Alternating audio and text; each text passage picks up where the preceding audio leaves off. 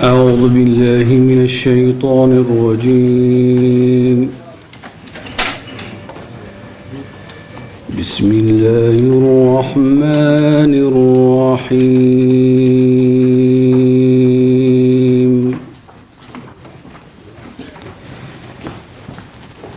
يا أيها الذين آمنوا اتقوا الله ولتنظر نفس ما قدمت لغد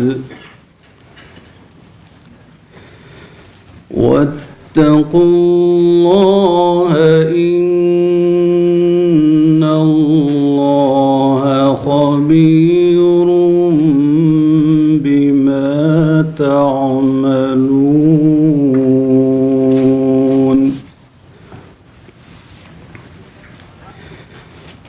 ولا تكونوا كالذين نسوا الله فأنساهم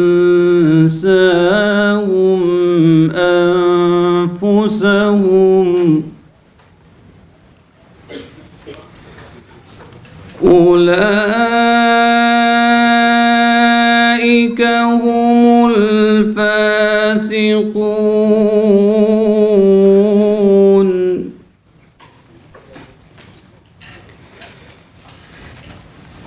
لا يستوي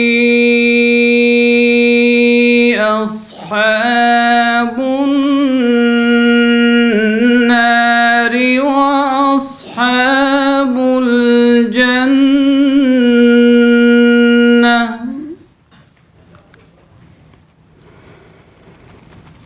أصحاب الجنة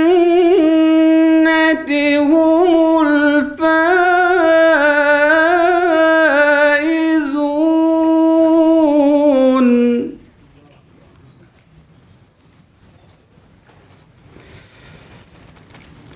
لو أنزلنا هذا القرآن على جبل لرأيته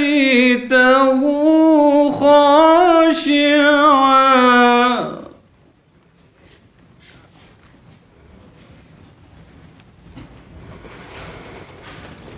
على جبل لرأيته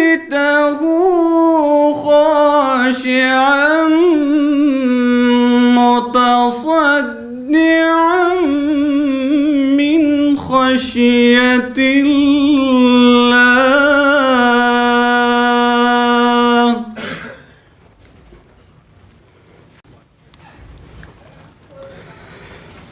وتلك الأمثال نضربها للناس لعلهم يتفكرون.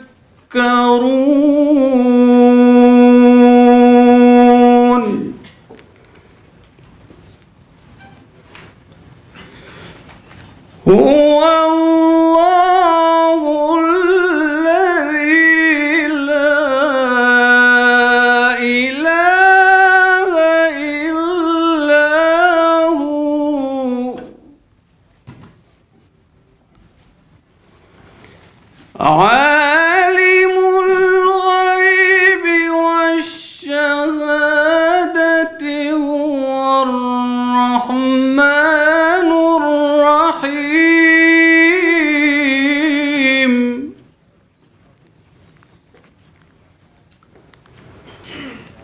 هو الله الذي لا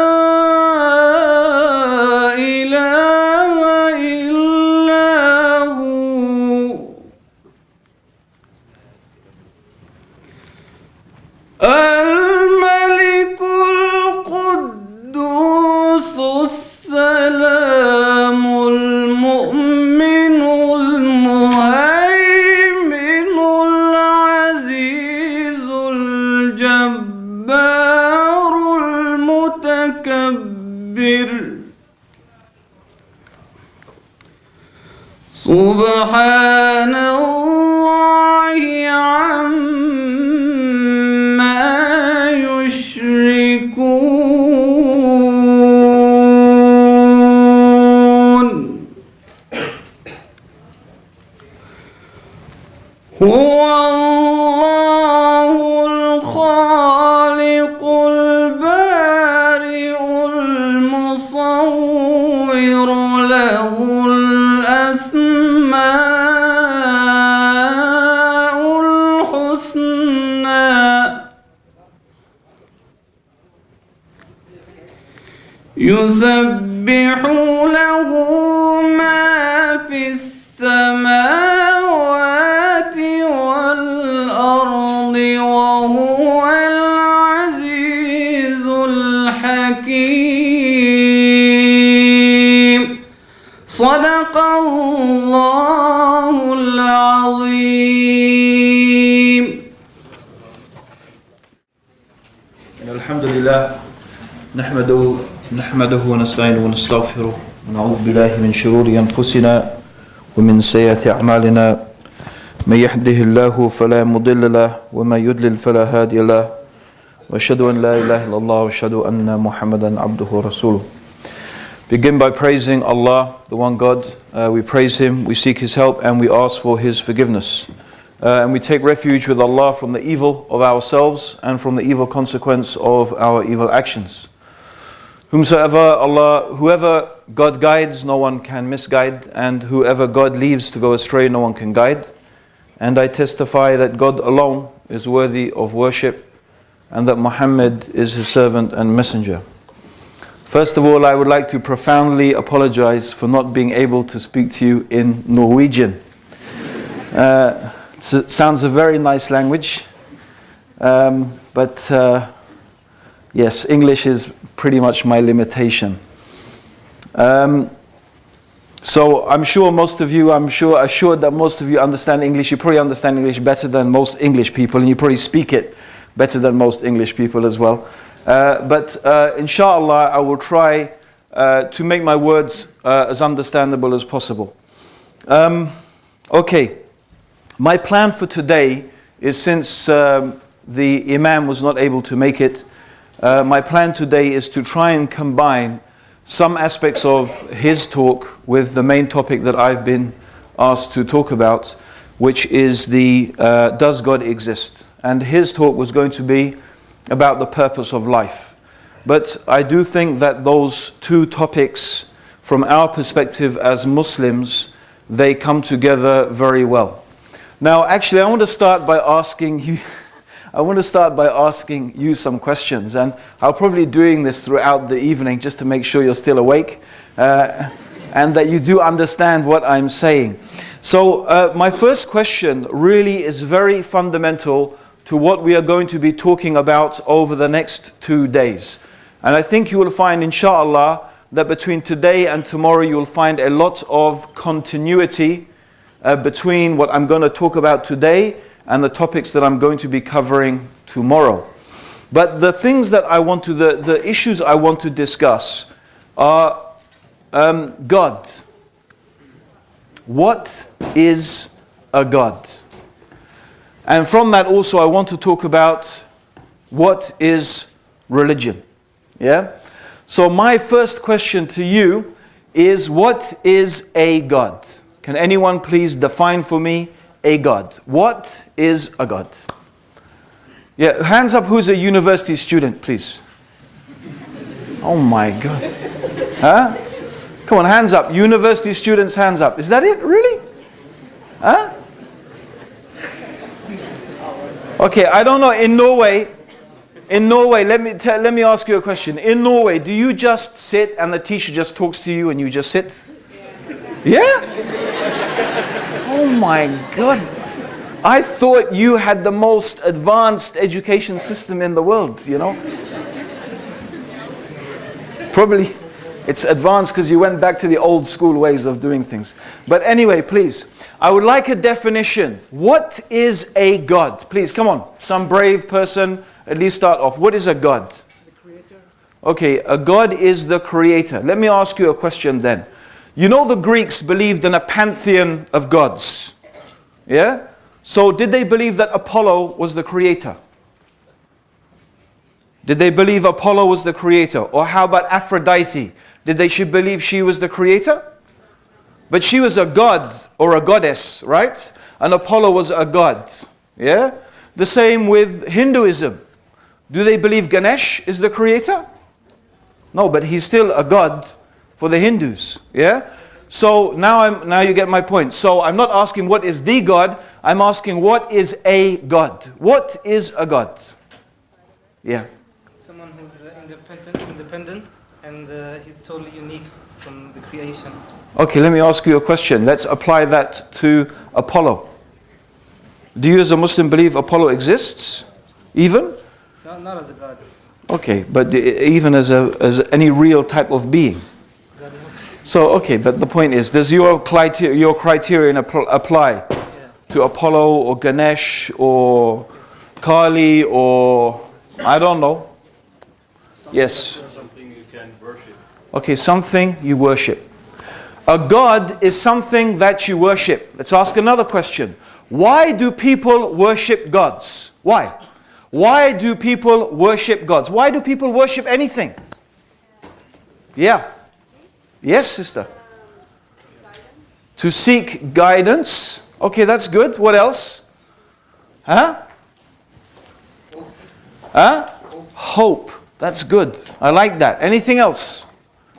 Yes, sister. Why do we worship God? Yeah, why do you worship? No. Why do people worship things? Why do they worship gods? Personally, I worship Allah subhanahu wa ta'ala Yeah. because He gives me something, He gives me the body, Okay. He gives me my eyes, Okay. my talk and everything. Yeah. And for example, if I lose my eye Yeah. and I'm trying to see all the world, I will not buy the same eye that Allah subhanahu wa ta'ala gives. Okay. That's So, okay, you're worshipping, but you're worshipping the Creator out of gratitude, that's fine. But I'm trying to get to something much more basic than that. So we have gods. There are things that people worship, and why do they worship them? Someone said hope, yeah. People seek utility. Okay, they seek utility. Okay, let me put this, that's very complicated English. I'm not sure, does anyone understand that? Okay, let's put that in simple English.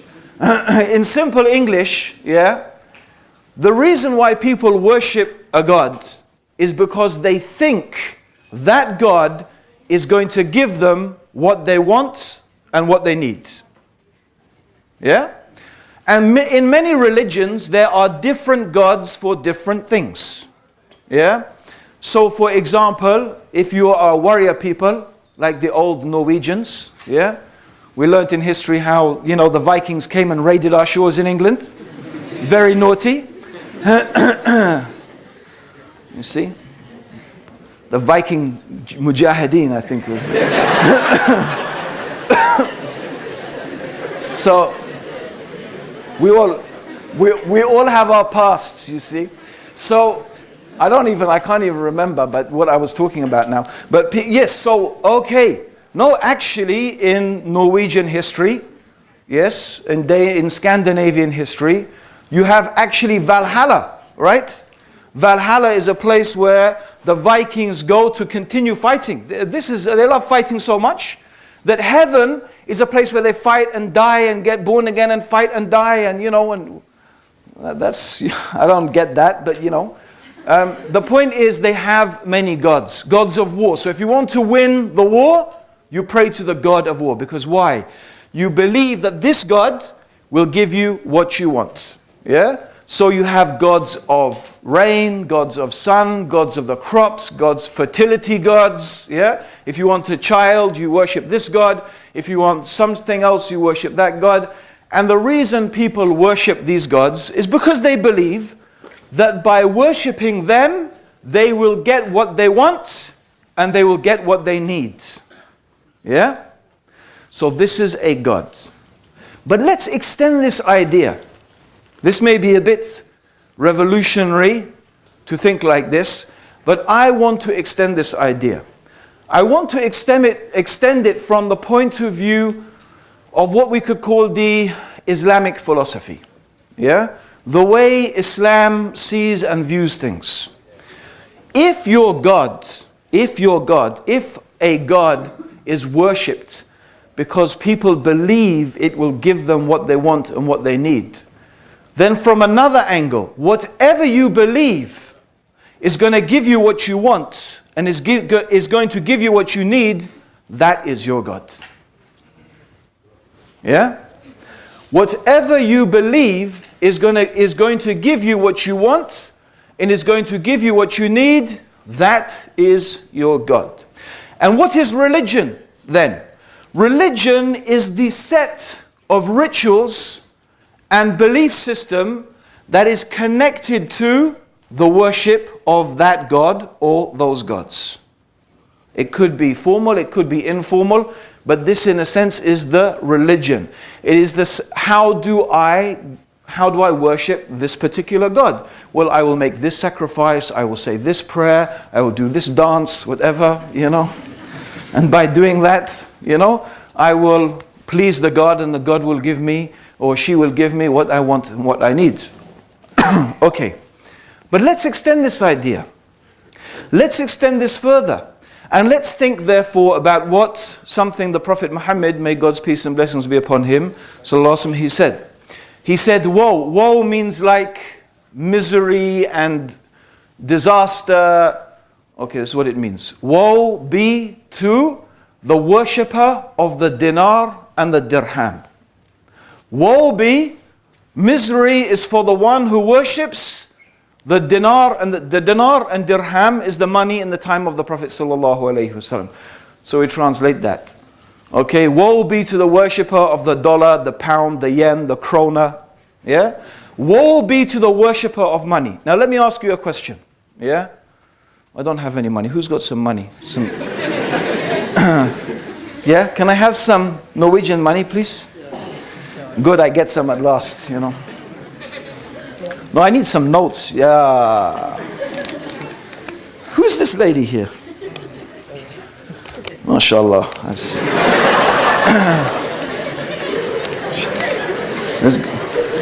I think I don't know, is it bad? I think I better show you this. Okay, so woe be to the worshipper of money. Okay, does that mean, oh great krona, please, is this what it means? Worshipping money? Does it mean that? Doesn't mean that. The one who worships money, the worshipper of the money does not mean the person is praying to the money, literally, and worshipping it. Yeah? No, what it means is, woe be to the one who thinks that money is going to give them what they want and what they need in life. You put your trust in money. You put your hope in money. You put your faith in money. You think that money is going to buy you what you want and what you need, and money is going to make you happy in life. You are the worshipper of money. And money is your God. Yes? This is also therefore a God. It's also an idol. It's something that people worship. Why? Because they put their faith in it. They put their trust in it. They believe that this thing is going to give them what they want and give them what they need. We can go on. Yeah?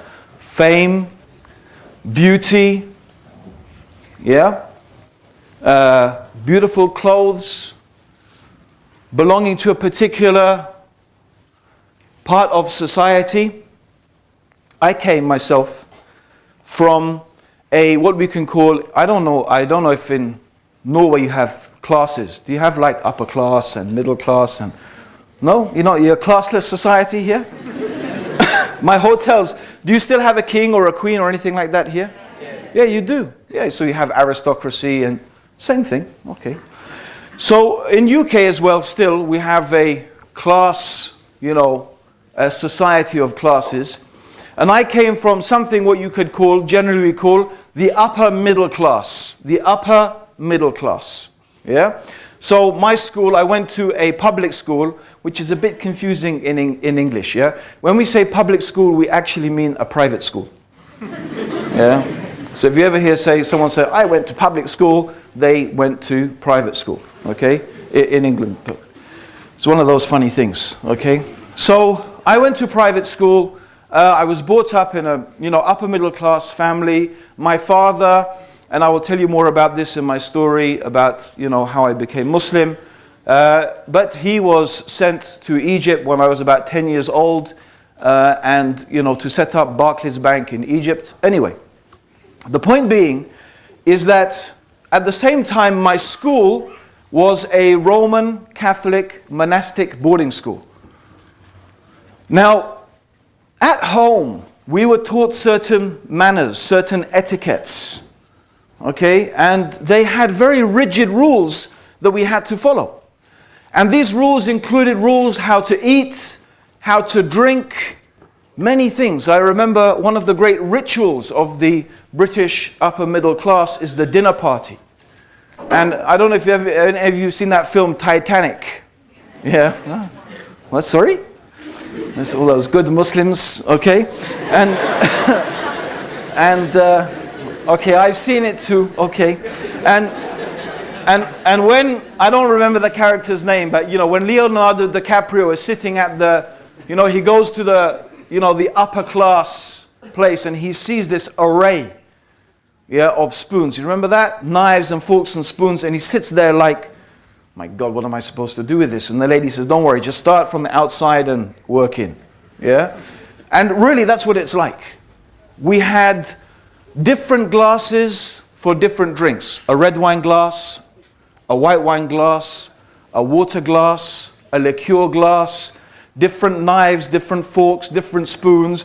Each one has a different function. And you need to know these important functions of these important utensils. There is even a special way to butter your bread roll.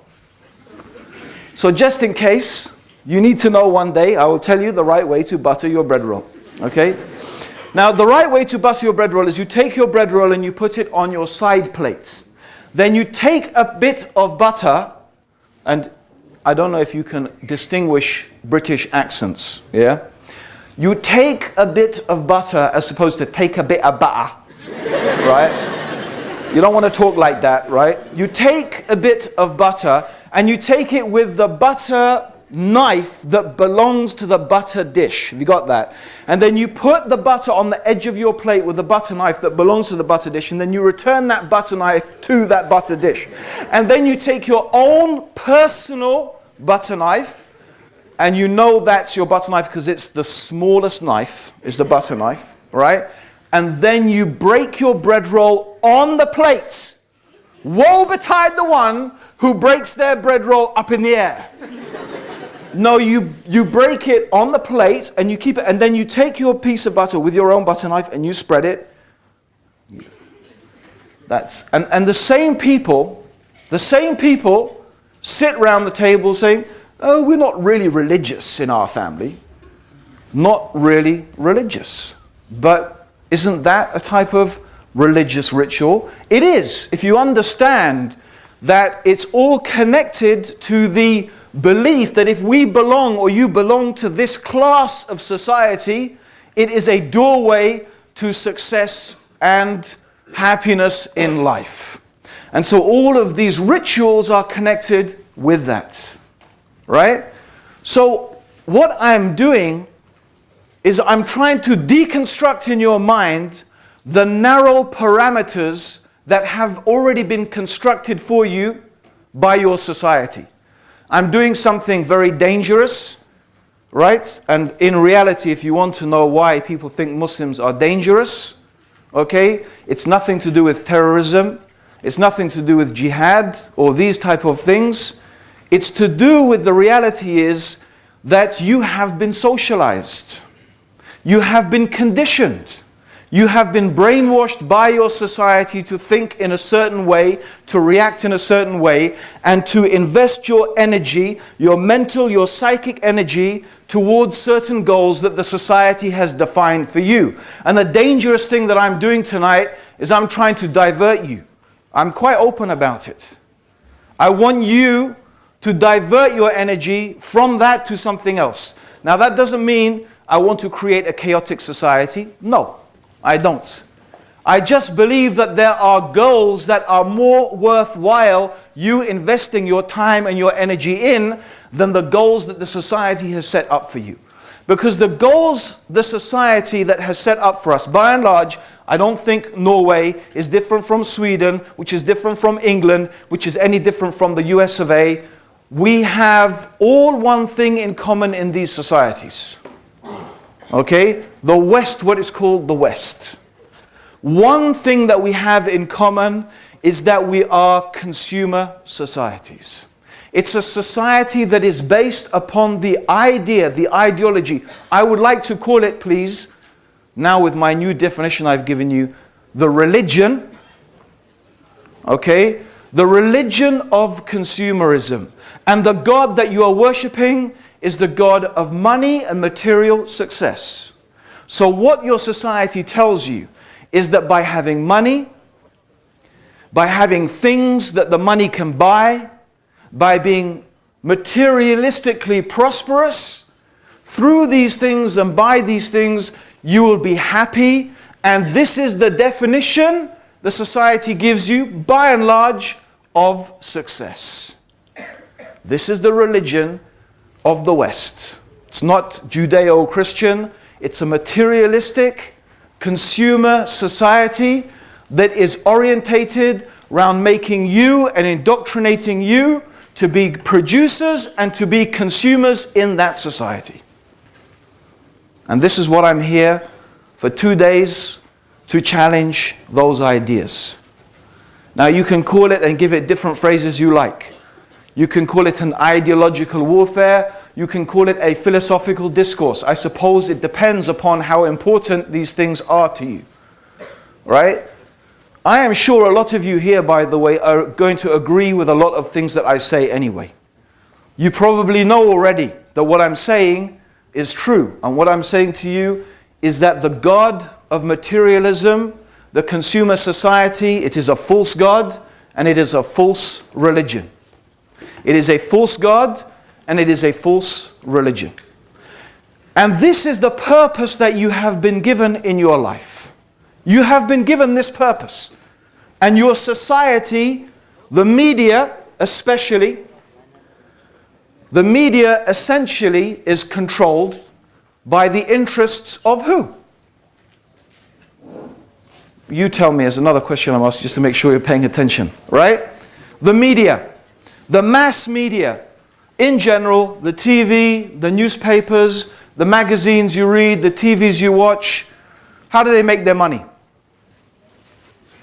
How do they make their money? Huh? Advertisement. Got me confused. Advertisements, yeah? Okay, through advertising, yes? Is that true or not? Okay, what do they advertise? Tell me some products advertised in newspapers and magazines. Yeah? Huh? Cars. Huh? Come on, guys. Girls.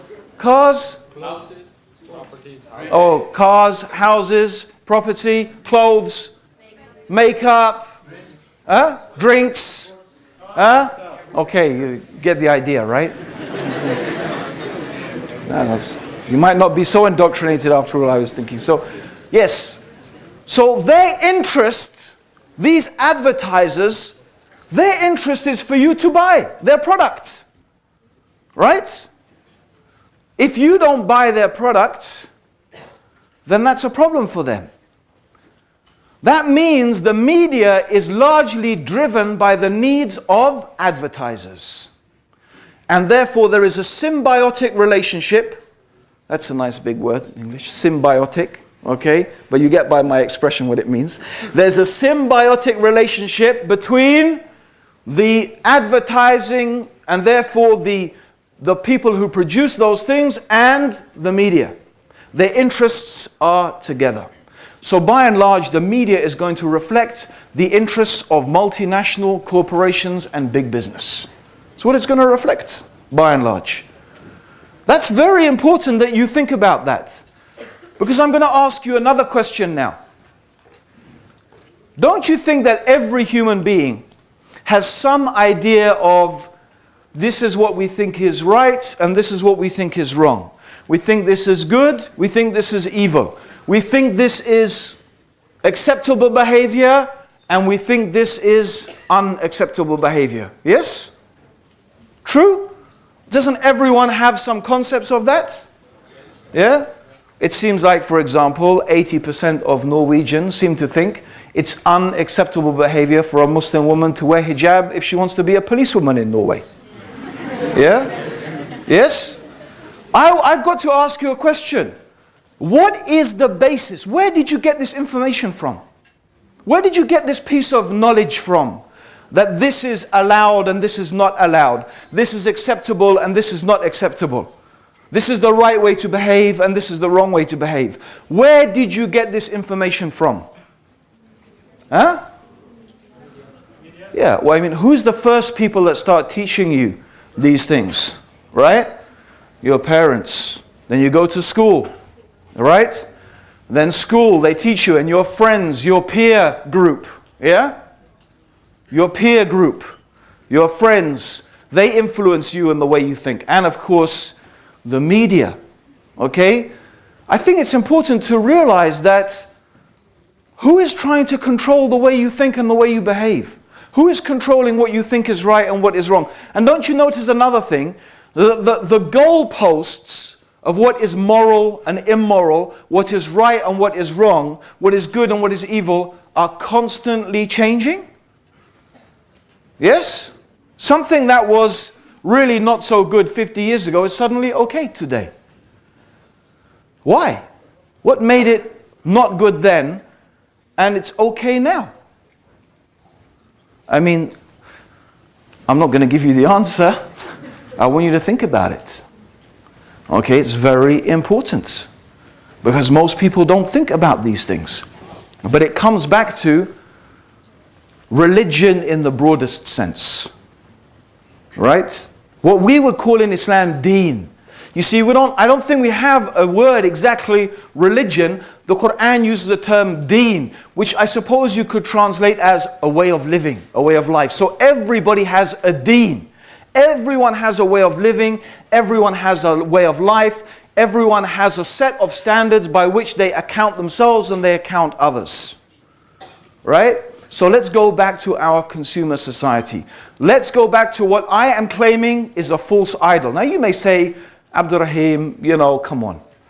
Look at our society. Look at the wealth. We are happy. Look at, we are materialistically successful. We've overcome so many diseases. We've overcome so much poverty. We live happy, comfortable, prosperous lives. We live longer than we ever have before. If you want the evidence of our success, it's right here. Look at it. And it's true. From one angle, I have to admit that. You know, I am not an outright critic of every single thing about Western society. Absolutely not. There's too many things actually to admire and respect. But what I want to do is examine the core aspects here. I want to examine the core aspects. Now, I have to apologize. I don't know much about Norway. Okay? I don't know much about life here. I don't know much about the problems that you have here, or maybe you don't have any problems, okay? It's quite possible, okay? We heard so many amazing things about Scandinavians, you know. But in England, believe me, and in America, I'm sure you will recognize there are too many problems. Too many problems. And so, what I want to get us to think about is what we are being sold, what we are being told, the consumer society. You see? So, Okay, 10 minutes. Oh my God. Okay, just as I'm getting warmed up, you know. Let's look at some of the advertisements. Yeah? You ever see those advertisements for Coca-Cola? Yeah? You see in the Coca-Cola adverts, some of them, right, what do you have? You have young girls, it must be, you know, Swedish or Norwegian girls, I'm sure. And boys as well, the most good looking, definitely, okay? And they're there drinking Coca and smiling and laughing and, you know, the water spraying and the sun shining. And they're brown, not Pakistani brown, but, you know, yeah, you know, nice Caucasian tanned brown, yeah, okay? And, you know, and these individuals, you know, they're not like me, all right? You know, trim and slim, and you look at that, and you're sitting there and you say, man, I want some of that. I want some of that. And so what do? You go out and buy Coca-Cola. Now let me ask you a question. Does Coca-Cola make you slim and young and give you shiny white teeth? Does it? 2 bottles of that over there. Let's see who's drinking it. And by the way, this is for Muslims. I'm not saying Coca-Cola is haram. Yeah? Okay? I'm just trying to point out, here is the reality. And the reality is what? The reality is what? In America, obesity is such a major problem.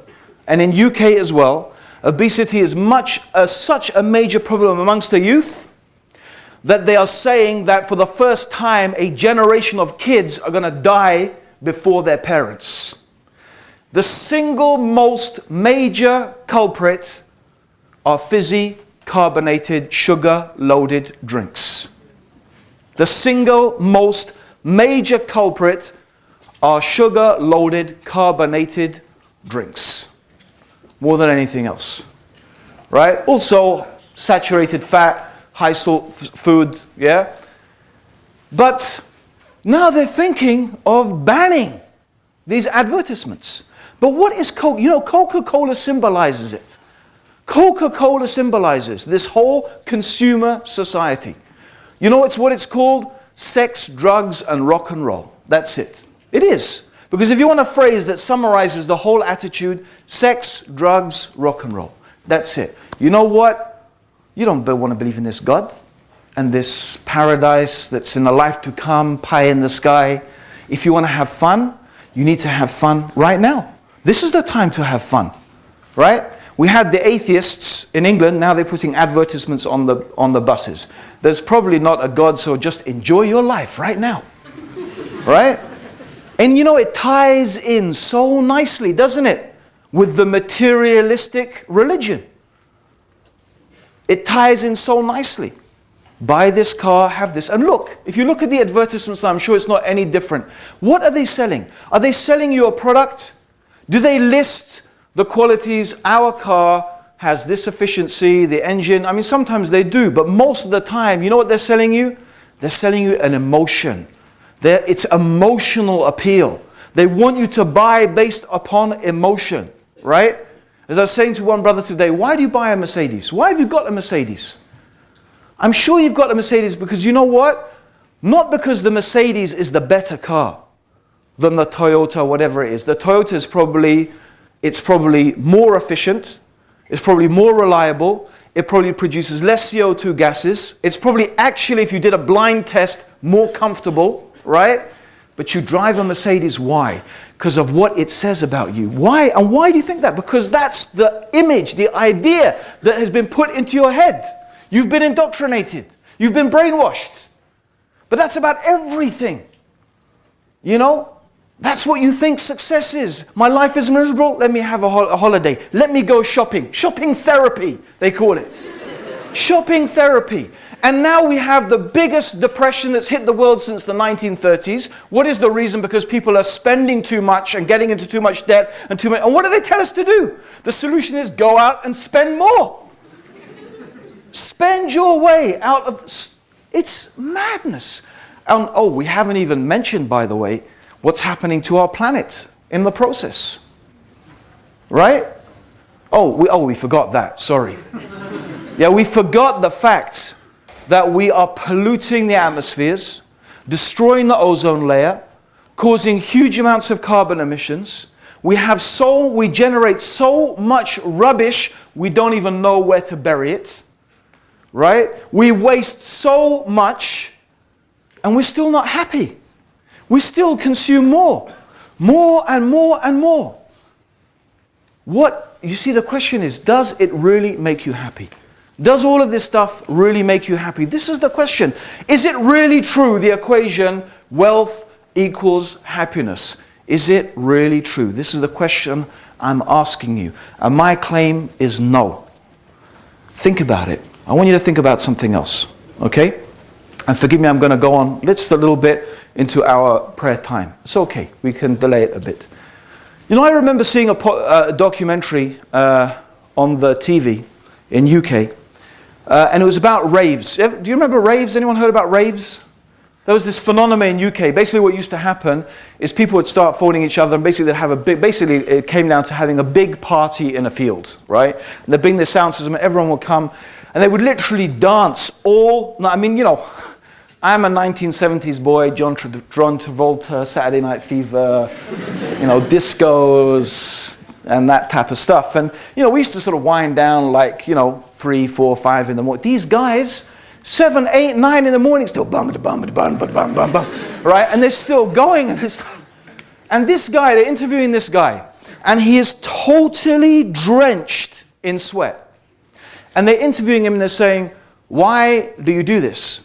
Okay, and you know what his reply is? He said, I have a miserable life, a miserable job, a miserable life, and I come here in the weekend, and I dance, and I dance, and I dance, until I forget myself. Until I forget myself. We have a problem in the UK. We have a problem with young girls drinking too much alcohol, binge drinking. It's going to be a health crisis because their livers are going to pack up. I remember reading in the newspapers, why are you drinking? You know what they said? Our life is so boring.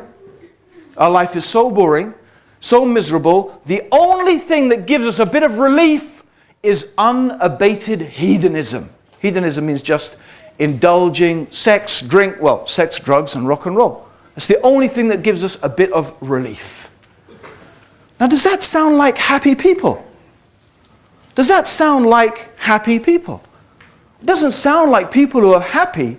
It sounds like people who are actually desperately sad, but need something to fill that void and that emptiness. And look at the words we describe. I was stoned, right? I was stoned. I got wasted. Wasted, stoned. I was on cloud 9, yeah? I was, pissed as a newt, okay? University. I don't know if you have this here, right?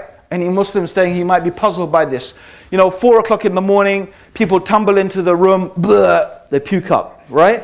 And they fall asleep in a pool of their own sick, and they wake up the next morning, and they say, man, I had such a good time last night. So, yeah? So what happened? So, I don't remember. You mean, the less I remember, the more of a good time I had. That doesn't sound like people who are happy. It doesn't sound like people who are happy. What I'm saying is there is something missing. There is something wrong, something fundamentally wrong. Money does not equal happiness. Wealth does not equal success. You are being sold a lie. You are worshipping a false god. The question I'm putting to you here is if wealth and so-called material success is not the purpose of life. And you know what? I'm pretty sure deep down inside, everyone in this room knows that is not the purpose of life. That is not the reason for your existence. I know you've been asking yourself, why am I here? I know you've been asking yourself, what is it all for? I know you've been asking yourself, where did I come from? Where am I going to? But you're not finding answers. Okay?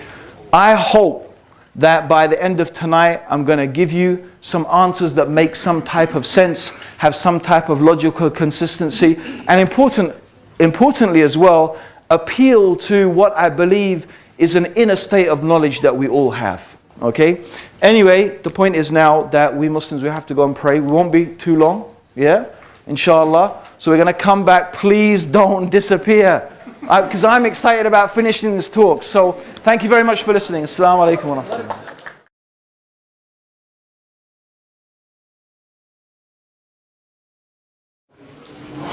Okay.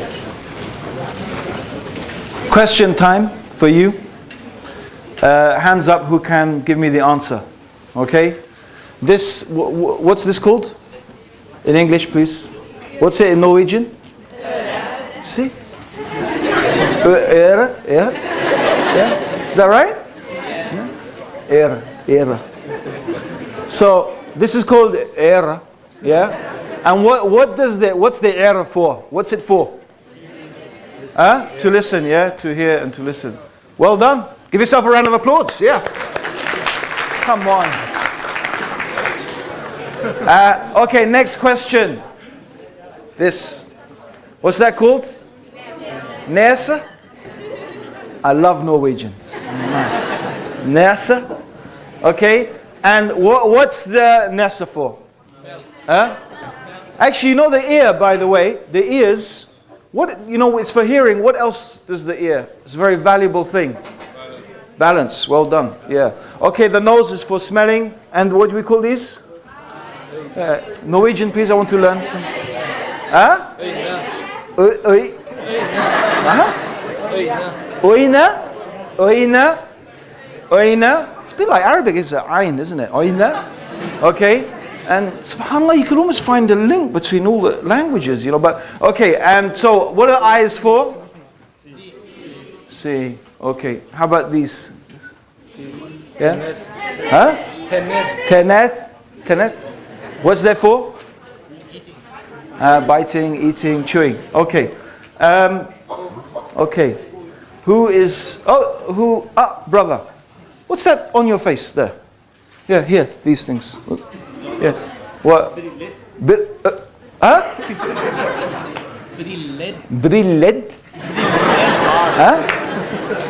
Brillere. Yeah. Oh, brillere. I'm not even going to try and say mist off. No, I'm not even going to try and say it. Okay. And what do they do, bro? What do they do, those glasses of there's brillere? Yeah, brillere. I can't, anyway, I'll have to write it down. What are they for? They make me see better. They help you see better. Yeah?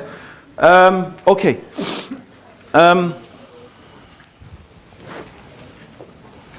Sis. Yeah? Pen? In Norwegian, please. Pen. I'm going to be fluent in Norwegian. And what does it do? What is it pen for? Yeah? Right. Okay. What's the point of all of this? Think about everything. Think about your body. Think about every single constituent part of your body. It has a purpose. Even your appendix, which they used to think has no purpose, actually they found it has a purpose. They found. After they've chopped out thousands of appendix, they found it has a purpose. Everything you have, your lungs, your heart, your kidney, your eyes, your nose, your feet, and even the externalities, your glasses, your pen, everything has a purpose. It has a reason. It has a purpose. Now let's think about this. Is it really conceivable that every single constituent part of your body, every bit of your body, has a purpose?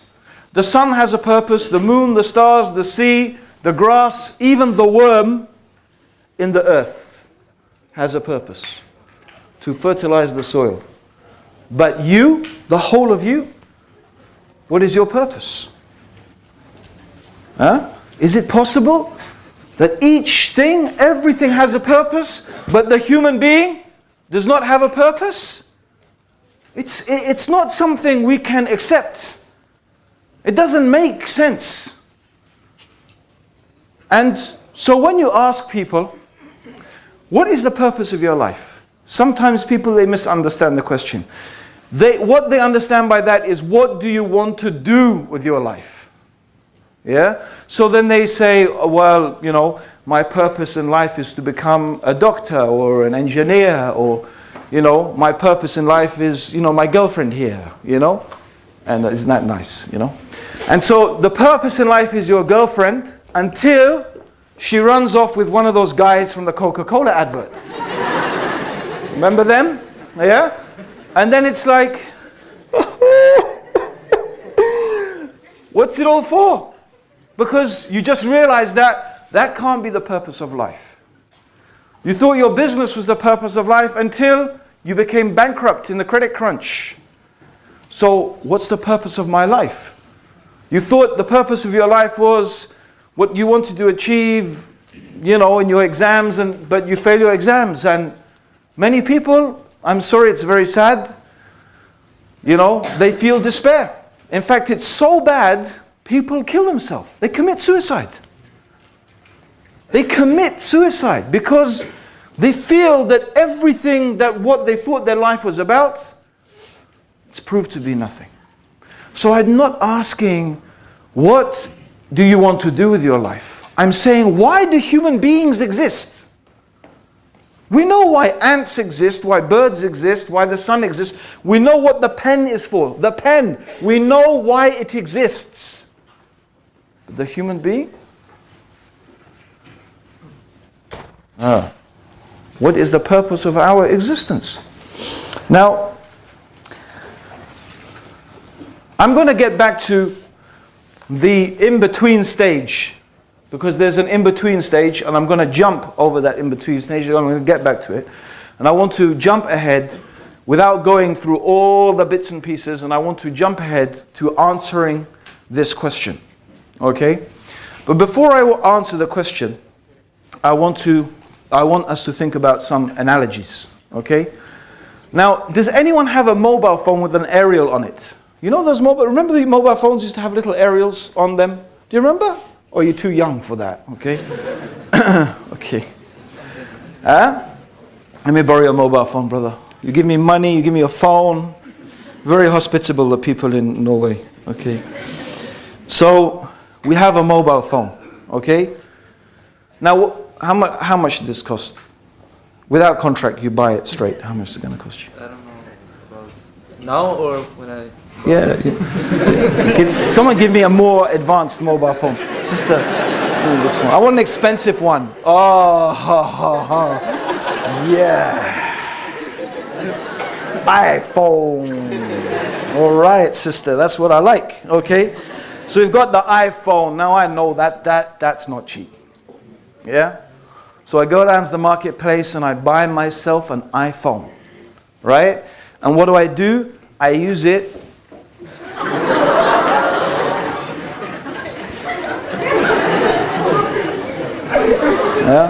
I bought myself a nice armpit scratcher. Yeah? And I used the mobile phone. I spent £600, or how many kronas? Yeah? Kronas? Yeah? How much? 6,000 kronas to scratch my arms. Right? You know, there's a reason I'm mentioning this. Jazakallah khair. Thank you. Okay? Don't watch that now. You know, that's... You can eBay it. You know, Abdur Raheem scratched his armpit. There's a reason why. Because I know some of you today, maybe you're thinking, look, you know, it's all very nice to talk about, you know, the materialistic society, but, you know, I'm enjoying my life. You know, it has use, it has benefits, right? And my comparison is, most people's life is like taking a 6,000 krona mobile phone and using it to scratch your arms, your armpit, right? Yeah, you can give some use to it. You can give some use to your life, but is this really what you have been created for? And unlike a mobile phone, you are not an inanimate object. Okay, there is much more complexity to the human being. Okay, so that mobile phone, I spent 6,000 kroners to scratch my armpit. Most of us would agree this person is a fool. I mean, either you got too much money, right, and too little sense, right, or you really are a fool. I mean, that's a waste. That's a really criminal waste. Okay? And another thing I want to think about, okay? When I get my shiny, nice new iPhone, and I know most of us, we have a familiarity with technology and so on and so forth, but I remember when I first got my first mobile phone, actually for many years I refused to have a mobile phone. But anyway, my friend, he gave me his one and he kept insisting, I can't contact you and this, and eventually I gave in and he gave me his mobile phone. Now, I had never used a mobile phone before, right? And so he gave me the phone, but there's something he didn't give me with the phone that would have been really useful. Huh? What is that? Oh, the charger, he gave me the charger. Okay. What else? Yeah, the SIM card, I had a SIM card. Okay, the instruction manual. I mean, I admit, the most basic function, I could make a phone call. But I know the phone had about 20, 30 different functions that I never ever learned how to use. Right? Because I never had the instruction manual. I never had the instruction manual. Now that phone, I don't remember, let's say it was made by Nokia. Yeah? Now let's try, I want to get an instruction manual. And let's say I get an instruction manual by Sony Ericsson. Is that any good for me?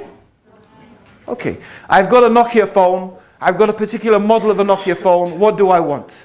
I want the instruction manual from the manufacturer, right?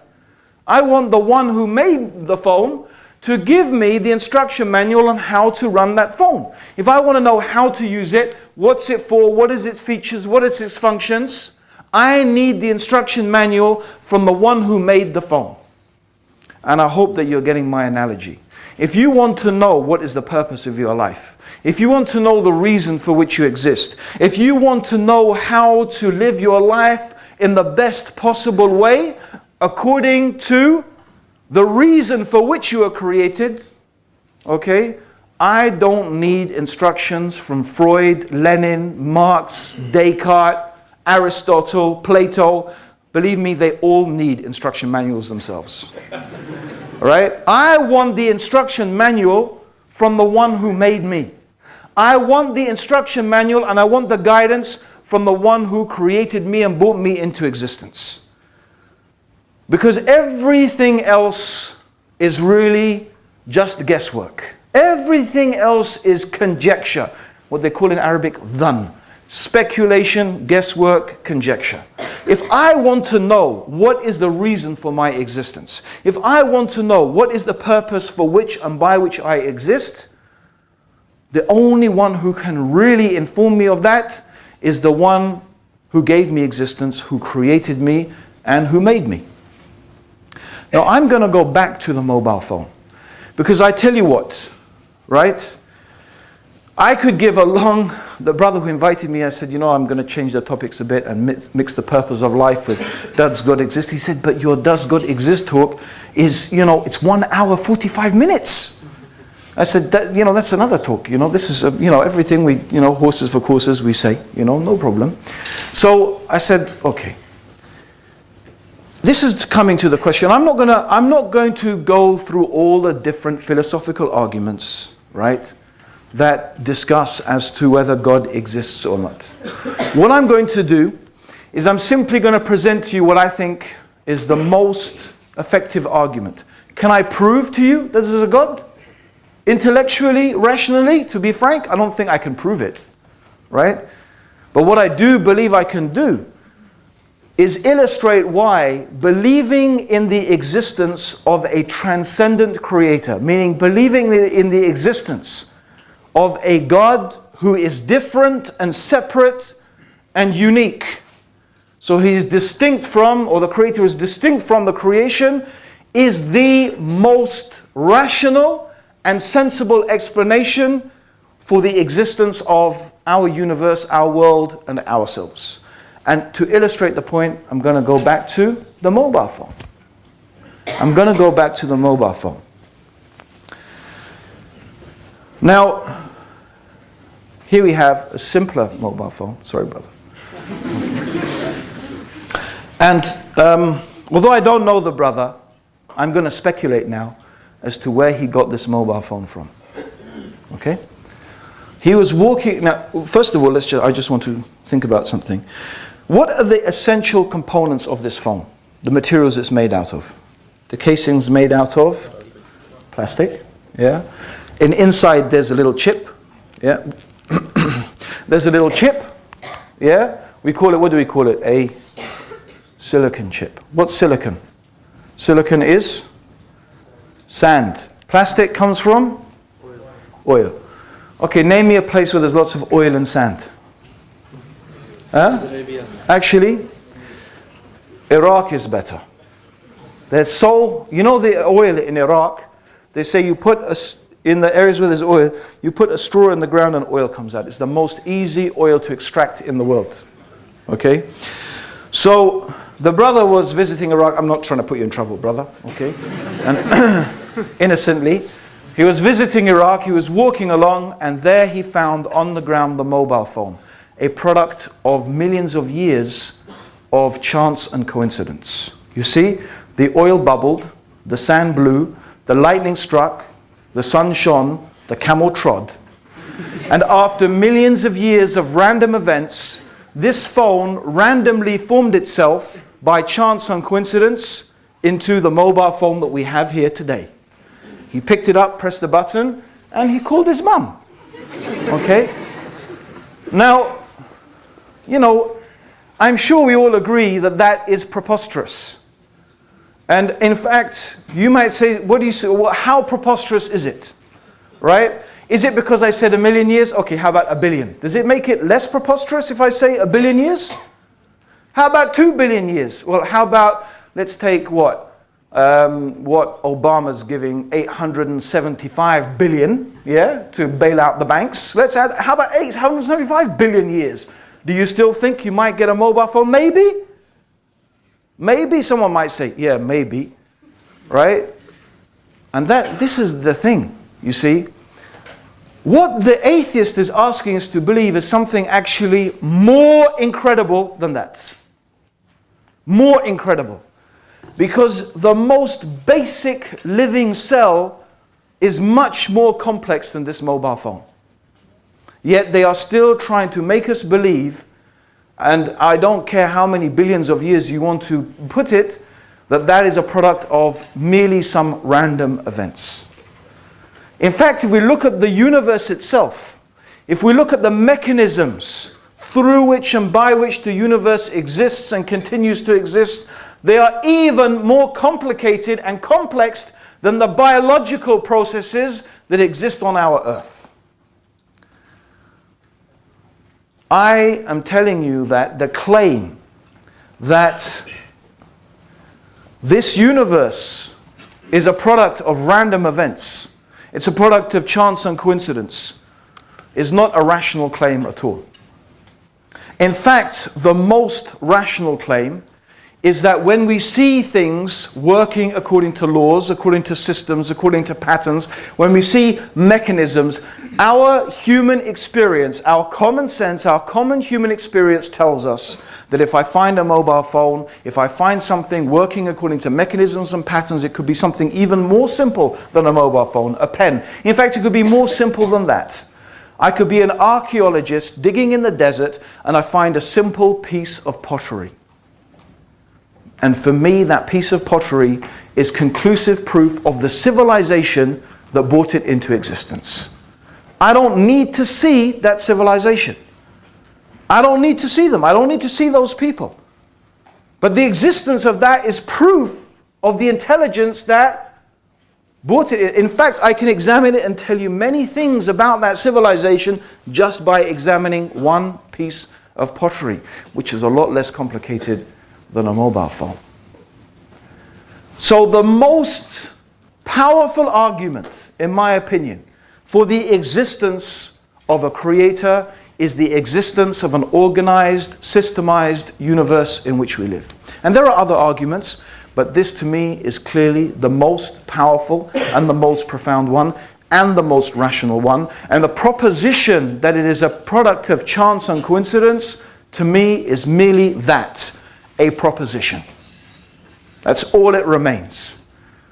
Now there are some people who are dedicated atheists, and they literally dedicate their lives simply, all they're trying to do is make the proposition less likely. That's all they can do. Because fundamentally, human beings, intellectually, rationally, and by the way, by our very instinctual selves as well, I mean, I believe it's a basic instinct, we believe that this universe has a creator. All the atheist can do is try and show how it is less likely and how it might be possible through some processes that these things may have happened through some random events.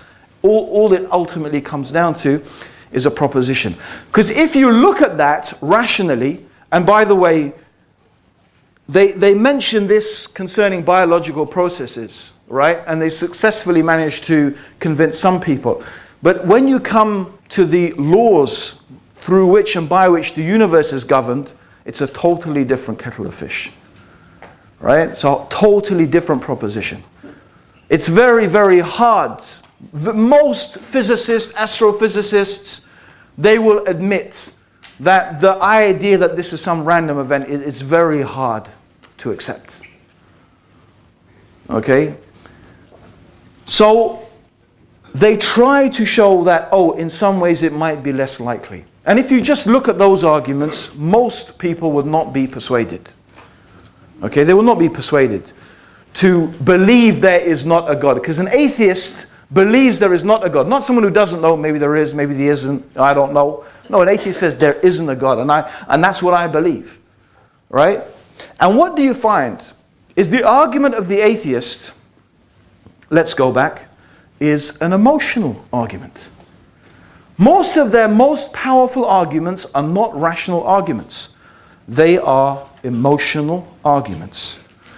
There is so much suffering in the world. Children are dying. There are earthquakes. There is disease. How can there be a God? Yeah, sound familiar? All wars have been caused by religion. Okay. First World War, Second World War, Pol Pot, Stalin, okay? Not much religion there, but except if you accept our definition of religion, right? But put that aside, you know. Okay, but, you know, I mean, but let's go back. All wars are caused by religion. Is this, and I want to ask you, is this really a rational argument? What has this got to do with the existence of an organized, systemized universe and planet in which we live? Absolutely nothing. All it questions is theological discussions about the nature of God. But it doesn't tell us as to whether there is a creator or not. So what they're saying is, how can there be a good God? How can your Christian God, your Muslim God, your whatever, right? But actually it's got nothing to do with the fundamental question as to whether there is a creator who exists that has brought this universe into existence. But it's an emotional argument. And most people, like we are indoctrinated to be socialized into this system, similarly, by the way, it's a materialistic society. A materialistic society, it's in its self-interest as a materialistic society to make you or to persuade you not to believe in a creator, to invest your time, your energy, your effort into this world. And that's why, and it's not my intention, by the way, to outrightly dismiss the theory of evolution. But the theory of evolution is a major theological, and I use this term on purpose, theological backbone of the materialistic society. And let's go back. Why? Because basically the theory of evolution is saying that human beings are basically sophisticated monkeys. That's what it's saying. Yeah? I know evolution doesn't say that we evolved from apes. I know that evolution says that we and apes are supposed to have evolved from common primates. But the point being is if we reduce it, basically we are just animals, sophisticated animals, but we are essentially monkeys, sophisticated monkeys, right? And that's it. There's nothing more to us. There's no deeper purpose. So it's very simple, right? How do you make a monkey happy? Yeah? It's very simple. Give monkey banana. Right? Monkey's happy. Yeah? Give man monkey, woman monkey. You got a happy monkey. Right? And keep the monkey safe, right? From, the dangerous things, and what have you got? You've got a happy monkey. How do you keep human monkey happy? Same thing, right? We give you some food, we give you some clothes, we let you have lots of sex, right? If man monkey doesn't like woman monkey, okay, man monkey, woman monkey, woman monkey. It's okay, it's all your animal passions, right? It's just your basic animal passions, right? Just do it, yeah? Just follow your desires, because that's it, all you are. What is it? You don't need to be lumbered down by these taboos, because basically you're just an animal.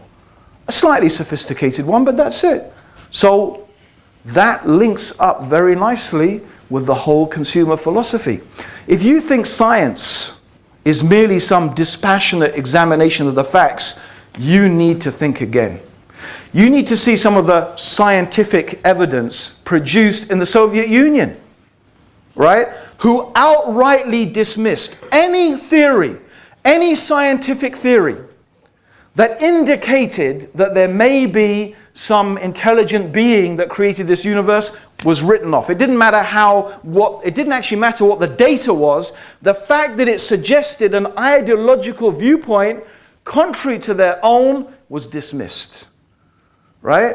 Similarly, there is a lot of scientific research done by alcohol companies, tobacco companies, right? How much of the medicine that we consume is produced under so-called scientific conditions, but it's all biased based upon a system of medicine that makes you buy the medicine. It's not based upon curing you. No. In fact, it's in the interests of these multinational medical companies for you to be ill, because as long as you're ill, you'll keep taking their pills. Right? So scientific research, right? Scientists are just as open to ideological influences as anybody else. Right? Now, it's not my intention to say evolution is true or not. It's just a fact that there is a very convenient connection between that theory and this. Okay? And it goes back, and this is what I go back to.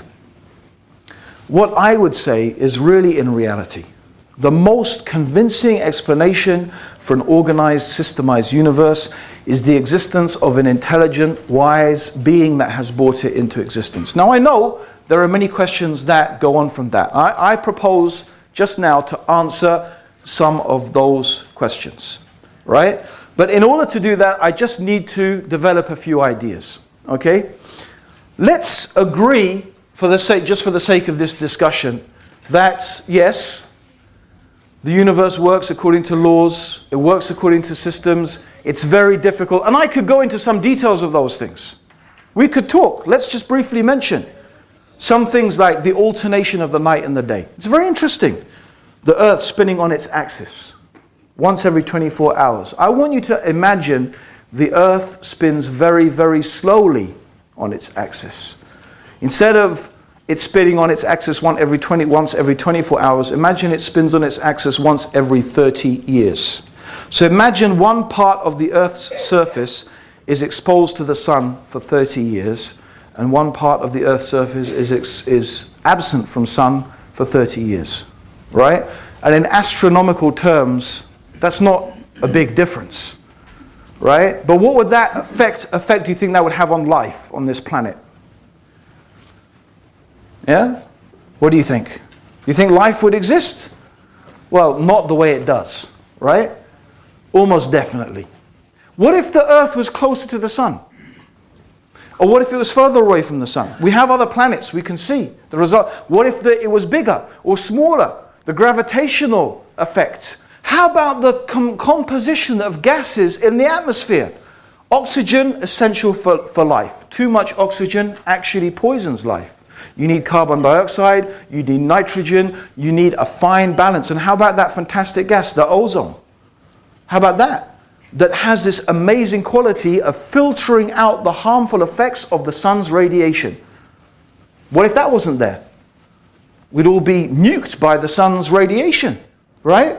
I mean, what an amazing balance, an amazingly fine balance. You know, if you compared the Earth, if you shrunk the Earth to the size of a snooker, a billiards ball, you know, billiards ball, right? The Earth is smoother. And this is just concerning some things. If we actually started to go into the whole way the universe is constructed, it becomes even more amazing. So we have a question. The question is, how did it happen like that? There must be some intelligence behind it. There must be some creative power behind it. But this question leads us to ask something about the nature of the universe and this being, or these beings, because it may not be one being. We accept that. Okay? So let's ask the question. Did the universe create itself? I'm asking a question. Do you ever get something coming from nothing? You don't. That's our universal human experience. You don't find something coming from nothing. It didn't create itself. It didn't come from nothing. And we're not the creators of it. So the universe must have a creator. Now, one thing we can presume logically, rationally, is the nature of the creator must be different from the nature of the creation. Why? I'll tell you why. The reason is because if the nature of the creator is the same as the creation, then, well, that's not the creator. That's just more creation.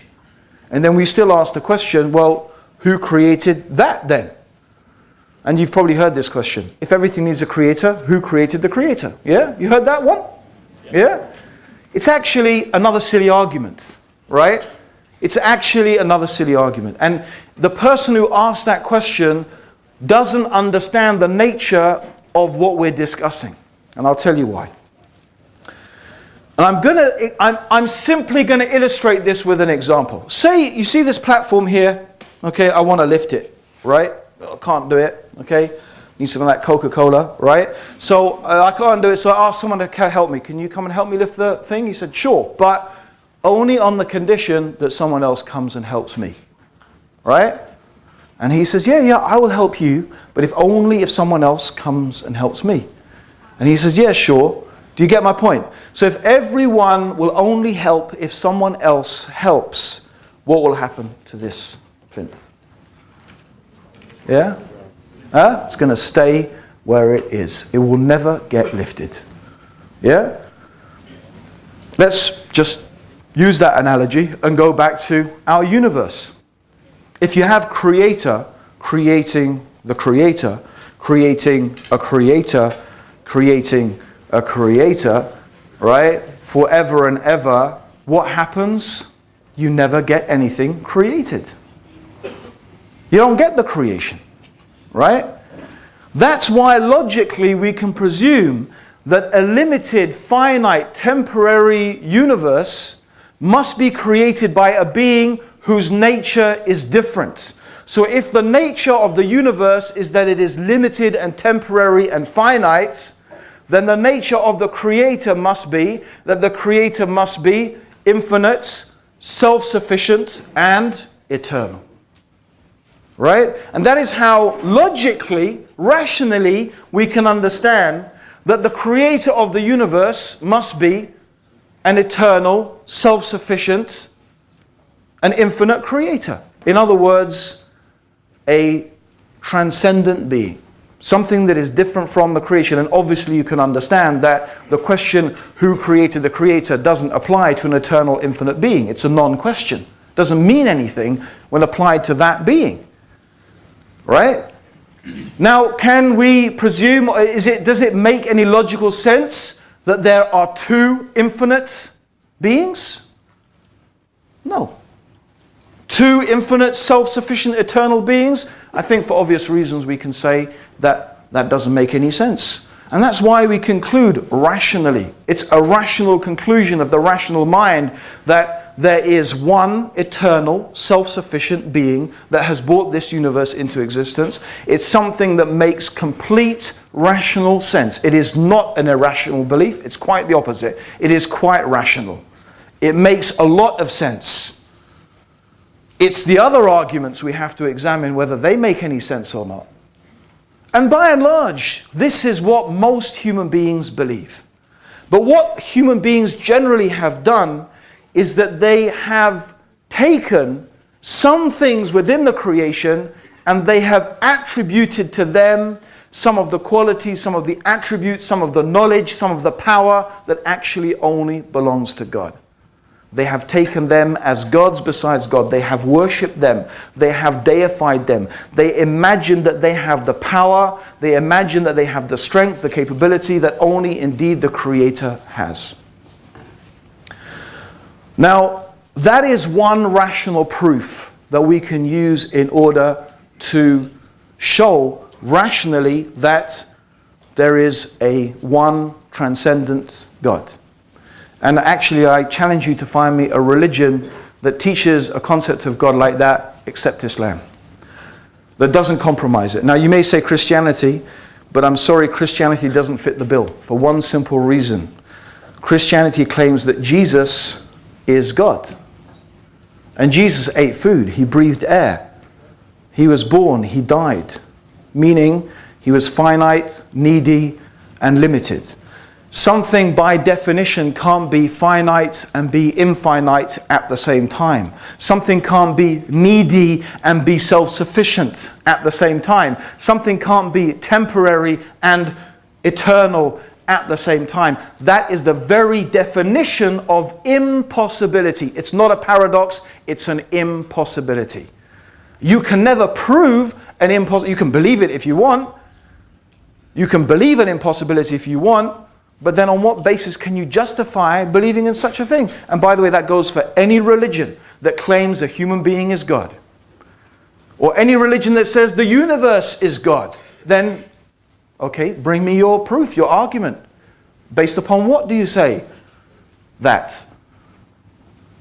So the point is that the rational mind will conclude this. This is what the Quran teaches about God. This is what Islam teaches about God. Essentially, this is exactly what the Quran teaches about the Creator of the heavens and the earth. Now, there's something else I want to get to. Because I don't believe that the rational argument on its own is a conclusive proof. But I think it's pretty much conclusive. But I don't think it's absolutely conclusive. I think you need to combine that with some other things. And there's two other things you need to combine it with. One I'm going to talk about right now, and the other I'm going to be touching upon it tomorrow. Okay? The first thing, but what I want to talk about today, and this is where I want to finish, and we'll go to question and answers, is another type of proof, another type of evidence. Now let me ask you again to think about something, right? Imagine this is red hot. Yeah? Red hot. Yeah? If I give it to you, brother, right, and it's red hot, yeah, what are you going to do? Yeah, you see, here's the difference. Is this hot or not? No, it's not hot. He's just whatever. But if it's really red hot, what's he going to do? Yeah? Huh? He's going to drop it, right? Does he have to think about it? Do you have to think about it? It's a reflex action, right? Now, wouldn't you agree that that reflex action is still knowledge? It's still information, isn't it? It is still information, is it not?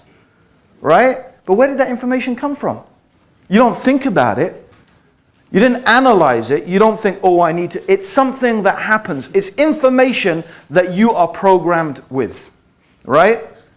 And I believe, and Muslims generally believe, that you have an inbuilt reflex response towards God, to the Creator, the one God. Just like when something's hot, you drop it and you don't think about it. There are certain incidents that will happen in your life, and what you will do, your reflex action will be to call upon God. Now when I say call upon God, it's not the name here. You may say, oh Jesus, right? But if you said, oh Jesus, or you say, oh Buddha, right? You don't actually mean Jesus or Buddha. Because believe, if Jesus was standing next to you and that thing happened, you wouldn't be turning him and say, Jesus, help me, right? You wouldn't, right? You would be calling on the same being that Jesus himself would be calling upon, right? Because it's just the name that has been programmed into your head, but it's the concept. The concept, the being that you call upon, is that being that you know has power and control over everything in this universe. You instinctively know that there is a being that has the ability to rescue you from your predicaments. And the Quran gives an example. It gives the example of people on a boat. They're on the boat and the waves are coming in the sea, and the waves that you can imagine crashing over this boat. The waves are like the roof of a tent crashing down. And the people know the captain is not going to save us, right? The boat, meaning our technology, is not going to save us, right? So everything, they know their money is not going to save them. They know their Norwegian passport is not going to help them. Right? They know looking beautiful and, you know, my slim body, that's not going to help you either. Right? And your kronas, they're soaking wet, they ain't going to help you. There's no way you're going to buy yourself out of this one. You mean every single thing that you thought was going to give you what you want and what you need, now you know that it's all worth nothing. All the gods that you worshipped, all the idols in which you put your faith and your trust, whether they're idols of money, power, wealth, or whether they're idols, sticks and stones that you actually pray to, similarly. If you pray to those bits of wood and sticks and stone and you thought that this thing was going to help you, you know now, right, that the idol is going to sink along with you. It ain't going to help you. But there is something you know instinctively in yourself, a being that has power over everything in this universe, and that is the being that you call out to. That is the being, that is the creator, that is the one that you know in the depths of your own being has that power and ability, and you say, oh God, oh this being, you call upon this being to help you and to rescue you, right? This is your instinct. It's built and hardwired into every single one of you. That is why la ikraha fid din. There's no compulsion in religion. I don't need to compel you to be Muslim. It's not even my job to guide you. I am just here to remind you of what you already know. You already know. You already know that you have a creator. You already know that there is a being that has control over you and everything in your life, and you recognize it in your life. But the question is, like so many of us, right? When God does rescue us, you know what? People ask me, have you been to, a lot of people said, have you been to Oslo before? I said, okay, I'll tell you what happened. A couple of years ago, I went to Åre. Did I say it right? Åre, the ski resort in Sweden. Yeah? I was there and we went with a group of Muslims, okay? And one girl, she fell over, knocked her head. She got flown to a hospital in Norway, and we had to drive and pick her up, and then we drove from that hospital all the way down Norway to Stockholm, and I passed Oslo on the way, so I saw some buildings. I've seen Oslo now, you know, now I can die, you know. Not quite Venice, actually, but it's nice, lovely city. But what am I getting to? Yes, one of the girls with us, poor thing, she'd only just started skiing. And, you know, as she's skiing along and she's doing okay, she saw these kids just like zooming over this slope, right? She said, okay, that must be easy little kids, you know, I'll just follow them, right? And she found herself on a black slope, right? And she's a green slope skier, you know, green sort of easy blue. And she was telling us, right, she was so scared, she was crying, all right? And what she was saying, oh God, please save me. Please help me. Please, please. I will be a good Muslim. I will pray 5 times a day. Please, God, save me, save me, save me. And she was admitting this to us, right? All the promises she made to God. And, you know, she got down to the bottom. And did she start praying? Did she start being? No. Okay, so isn't that's the human being, right? You know, God shows you his signs. He shows you.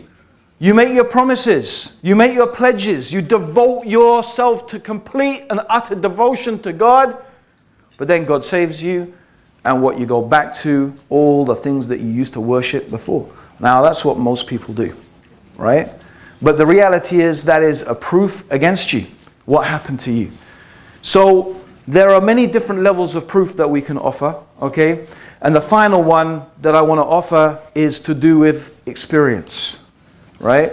But that's not what I'm going to talk about today. I'm going to be talking about that a bit tomorrow, inshallah, on my lecture about how I became Muslim on my journey to Islam.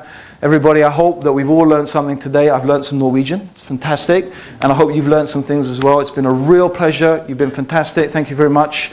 Assalamu alaikum. Jazakallah khair.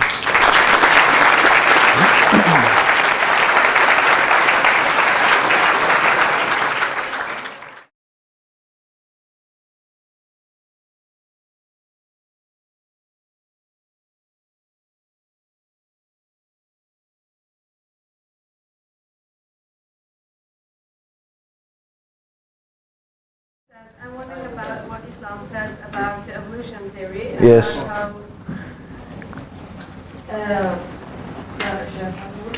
wondering about what Islam says about evolution theory, about animals and people having changed. For example, that dinosaur existed. Yeah. Okay.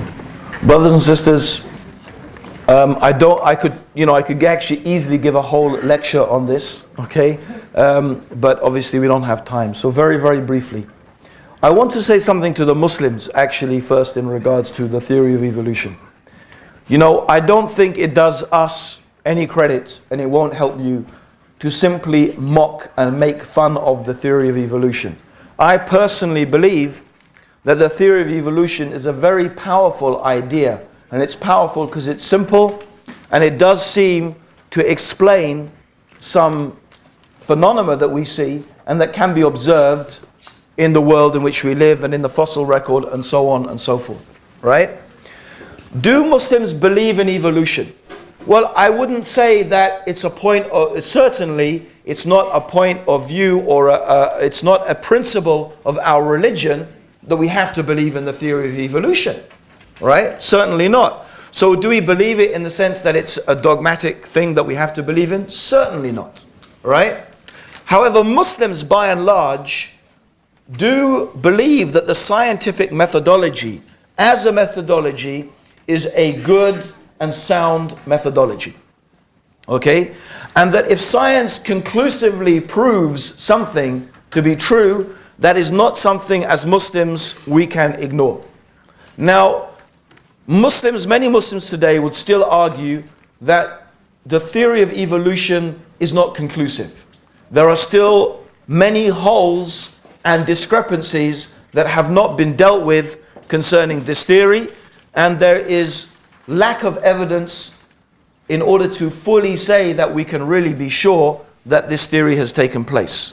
However, in spite of that, by and large, we could say that there is nothing that contradicts the idea that creatures could have or have evolved through small stages into the complex different organisms that we find in the world today. There's nothing in principle that says we can't believe in that.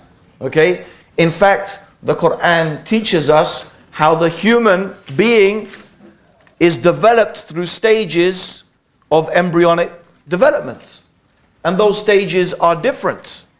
Okay, so the stage of nutfa is different from the stage of alaq, which is different from the stage of mudgha, okay, which is different from the state in which we finally look like a human being. So Allah, in a sense, has developed us through distinct stages in our mother's wombs. So the idea of development through different distinct stages is not an impossibility. In fact, it's a reality that the Quran acknowledges in human embryonic development. So how about this idea applying to life in general? Well, it's certainly a possibility. However, I make a proviso. There are two things that we will say we cannot agree with. As Muslims, we can't believe that these processes are completely devoid from and separate from the power and the guidance of God. So if evolution has taken place, it's because God is the evolver. God is the one who is evolving the creation. In other words, we can't accept the premise that these are purely natural processes that don't have anything to do with the power of Allah subhanahu wa ta'ala and the knowledge of the Creator. So, do we believe that God really randomly things evolved? No, we can't accept that. Secondly, I stick to although there are other opinions, but I don't agree with them, I stick to the orthodox opinion that God has created the human being miraculously. That Adam was created in a way that is miraculous, just as Jesus was created in a way that was miraculous. Jesus was created without a father, no father. God created Jesus miraculously in the womb of Mary, and God just needs to say be, and something is. So Jesus was human. He was a human being. We don't believe that because God created him miraculously without a father, therefore God was his father. No. Okay? No, that doesn't follow. God just created Jesus without a father. Okay? Similarly, God created Adam without a mother or a father. Distinct from whatever processes were going on in the world at that time, God introduced Adam into the order of the world in a miraculous way. So do we believe that human beings descended along with monkeys from a common primate? No, I don't believe that. Islam can accept that, and I stick with the orthodox position. Does that mean that there could not have been human-like creatures existing? That is certainly possible. Why not? Because what makes us different, actually as humans, there are some differences, but the most fundamental difference is that what makes us different from the animals is that we have the choice to submit to God or not. That's what makes us different. Not just some physiological things, right? Whether I have, I don't know how my arms are, or my legs are, or my nose is, or whatever. No. My fundamental thing that makes me human and that makes me different from the animals is that I can choose to submit to God or not. I can choose to believe in and obey and worship the Creator or not. That's what makes us different. Yeah? So I do believe, as the Quran teaches, and that's how I literally understand it, that God created Adam miraculously and God created Eve from Adam. Okay? But does that mean that evolution did not take place? Or no, it doesn't. Islam does not have anything to say about that definitively one way or the other, so it's certainly possible. So I hope that answers that question, and Allah knows best.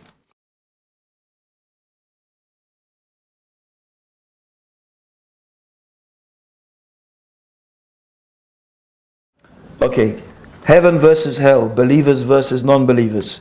If God loves all humans equal, why do Muslims say that only believers get a seat besides Allah in paradise? Okay, you see, I'm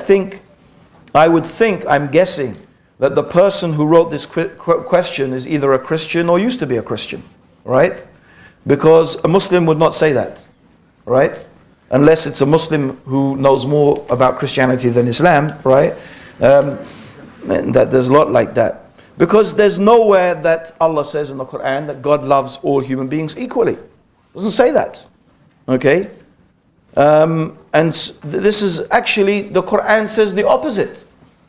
Allah loves the people who are good and who are obedient to Him and who are sincere to Him, So Allah loves the sincere, the mukhlisun, right? The sincere people, right? And Allah clearly says, okay, inna Allah la yuhibbul kafirun, muflihun, whatever the transgressors, the sinners, they have choices. Shall I take this way or do I take that way? Shall I obey God? Shall I disobey God?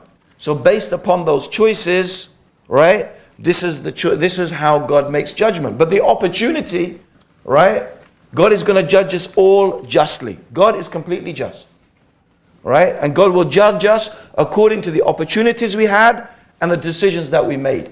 We may have different opportunities, but still, we made those choices, and based upon those choices, Allah is going to judge us. Now some of us may be less intelligent than others. Some may be, but that's not what's important to God. Not how we dress, not how we, when I say not how we dress, I mean, okay, not walking around naked or not, okay.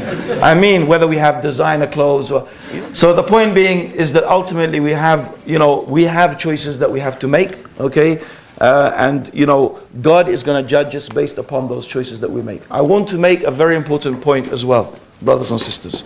The other important point is that, it's not for you or for me to judge people, right? Okay? I mean, in a way we do. If I see someone doing something evil, right? Selling drugs or stealing or raping, of course I make a judgment, yeah? That's a wrong thing and that person should be stopped and that person should be punished, right? But what I'm saying is we can't look into the hearts. We look at what people do on the outside, but we can't look into the hearts, right? You may not know that the person you're looking at and you're condemning may be better than you. They may be a better person than you, right? They may have more sincerity. Maybe they don't know what you know. Maybe they don't understand. Maybe they have some problems in their life that you can't possibly even. So what I'm saying is, brothers and sisters, we should not be judgmental. Even about people who are not Muslim. It's not that simple just to be judgmental about them, right? You're not the one to say, this one's in the hellfire, that one's in the paradise, this one. No. Allah, alhamdulillah, Allah didn't even, it's not us to do that. Yeah? So we shouldn't have that. This is a very dangerous type of attitude to have. And it's quite easy to fall into that type of mentality. Right? So, we shouldn't have that attitude. Our attitude should be of compassion, of care, of kindness, of concern. We believe that Allah has given us a guidance as to what is right and what is wrong. So we should try to guide ourselves and others in the best way that we can to what we believe is right and away from what is wrong, right? But we shouldn't be judgmental about people, right? Okay, so this is something I really ask you please to, subhanAllah, one scholar, one wise man, he said, blessed is the person who is so busy looking at his or her own faults that they don't have time to notice the faults in others. Yeah, it's a very beautiful saying. But the point is, let's not be judgmental, inshallah. Let's try and find the good in people. And if we see something bad, let's try and change it in the best way, inshallah.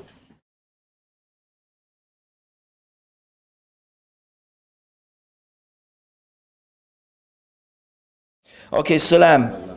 Can you explain about La ilaha illallah? Yes, really, La ilaha illallah really is the acknowledgement that we do not worship, okay, which means we do not make dua, which means, we do not supplicate or pray to anyone else other than God. So our prayer is for God, our worship is for God, our deeds that we do, the deeds that we do, the good deeds that we do it sincerely, seeking God's pleasure, and we try to do it according to the way that God has taught us. Yeah? So we have to be sincere and we have to do things according to, we pray to God, but not any way I feel like praying. We pray the way God has taught us to pray. Right? So essentially, La ilaha illallah means that you accept there is one God, one creator of the heavens and the earth. God is not like anything in this universe, and nothing in this universe is like God.